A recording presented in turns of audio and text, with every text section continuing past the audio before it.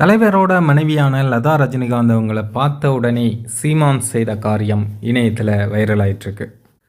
நேற்று நம்ம தலைவர் சூப்பர் ஸ்டார் ரஜினிகாந்த் அவர்களுடைய மூத்த மகள் ஐஸ்வர்யா ரஜினிகாந்த் ஒரு புது படம்க்கான பூஜை போடப்பட்டிருக்கு. அந்த பூஜையில் நிறைய பிரபலங்கள் பங்கேற்றிருக்காங்க. குறிப்பாக சீமான், பாலா உட்பட நிறைய பேர் பங்கேற்றிருக்காங்க. அந்த விழாவுக்கு தான் தலைவரோட மனைவியான லதா ரஜினிகாந்த் அவர்களும் வந்திருக்காங்க. லதா மேடம் உள்ளே வரும்போது எல்லாருக்கும் வணக்கம் சொல்லிட்டே வந்தாங்க. அவங்கள பார்த்த உடனே எந்திரிச்சு நின்று நம்ம சீமான் அவர்களும் லதா மேடத்துக்கு வணக்கம் சொல்கிறாங்க. தலைவரை ஒரு முறை பார்த்துட்டாலே தலைவர் மேலே எவ்வளோ பெரிய ஒரு விரோதம் வச்சுருந்தாலும், வன்மம் வச்சுருந்தாலும் அது எல்லாமே அப்படி கரைஞ்சு போயிடும். அதுக்கு சிறந்த எடுத்துக்காட்டு சீமான் தான். தலைவரை சந்தித்த பிறகு சீமான் தலைவரை பற்றி மேடைகளில் எப்படி பேசியிருக்கார் அப்படிங்கிற விஷயம் உங்களுக்கே தெரியும். அதுக்கு முன்னாடி எப்படி பேசிகிட்டு இருந்தார் அப்படிங்கிற விஷயமும் தெரியும். தலைவர் என்றைக்குமே ஒரு சிறந்த ஆன்மீகவாதி.